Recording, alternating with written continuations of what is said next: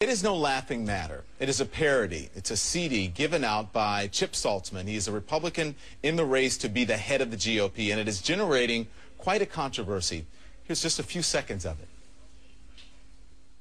Barack, the magic Negro, lives in D.C. The L.A. Times, they call him that 'cause he's not authentic like me.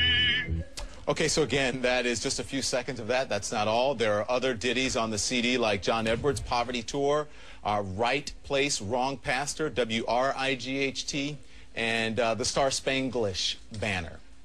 Okay, well, Chip Saltzman released a statement on the Hill.com, and here's what he says. He says, Paul Shanklin is a longtime friend, and I think that RNC members have the good humor and good sense to recognize that his songs for the Rush Limbaugh show are lighthearted political parodies.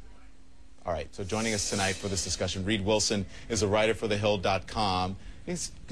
I could say you broke this story because you were the first one to report about it. And then Lynn Sweet for the Washington, she's from the Chicago Sun-Times Washington Bureau Chief. She joins us as well. Okay, thank you both. Reed, what was the response when you started doing this story and digging around? What did you hear from the people involved? Well, we heard a lot from Republican National Committee members that they were really shocked by the sort of the tone deafness of this decision to send out this CD. As you mentioned, Paul Shanklin is the guy who does a lot of parody work for the Rush Limbaugh radio show. Limbaugh has been playing this for a while. He was attacked when he started playing it by a bunch of liberal groups, Media Matters of America, some other groups like that. And then Saltzman sends this CD out. They have a good relationship, as you mentioned. They've been friends for a very long time. Still, though, the notion that this would go out at a time when the Republican Party is really having trouble attracting minority voters and minority interest at all it smacks of tone deafness. Well,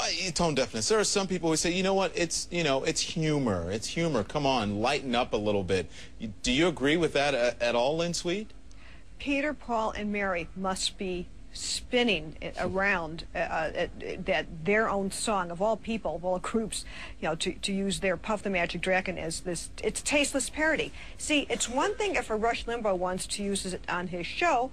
It's another thing when an official, especially one who aspires to be a Republican National Committee chairman, takes it out of the Rush Limbaugh venue and puts it into a political context. So it is not, if that is the message that he wants to send, it is impossible to think he would ever be elected the RNC chairman now. But Lynn, I'm getting emails from people and notes on Facebook and Twitter saying, you know what, this was taken care of. Wasn't this taken care of during the campaign? People thought it was racist. Rush Limbaugh has been doing this for a year now. Why are you bringing it up? But the fact that you're bringing it up is because people like Reed and you guys, you uncovered that someone was distributing it again.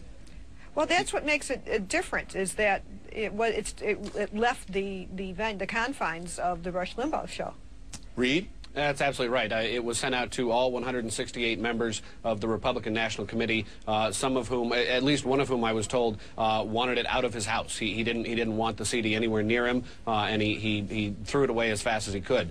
This is something that the Republican Party is really dealing with right now. They got somewhere between 4 and 5% of the African American vote. You're not going to attract a lot of African American voters in 2010 or 2012 if you're well, engaging in this sort of, what could be a joke, it doesn't really look like that. Whatever you think of it, I mean, it wasn't real smart to send it out. Come on, let's be honest. I mean, I'm not going to call anyone a racist here, but these are grown men, and you have to suffer the consequences of whatever you do. I mean, sending it out to members of the RNC, I mean, shouldn't they know better? I mean, that's just silly. One thing that a lot of people brought up was that this was not only sent out to folks who listen to the Rush Limbaugh show. Sure, there are a lot of RNC members. There are a lot of Americans who listen to the Rush Limbaugh show. But there are also folks who are from the from the Upper West Side of Manhattan, who are the Republican Party's big donors, who don't listen to Rush Limbaugh, who might not find this funny. Some older folks who wouldn't find this the satire that it was maybe intended to be. Yeah. Moreover, if this is a man who wants to lead the Republican Party, and to have any impact of trying to whatever happened to that old big tent that the GOP used to have, it's taunting and making fun. Again, if this is the kind of stuff that what goes in Rush Limbaugh's show is very different than what a person who wants a public a political office has. It's also, if that it wasn't smart politics, because this is going to ruin his bid to be RNC chairman. So if he couldn't even figure that out, then perhaps he did the party a favor. All right. Reed Wilson and Lynn Sweet, thank you both very much.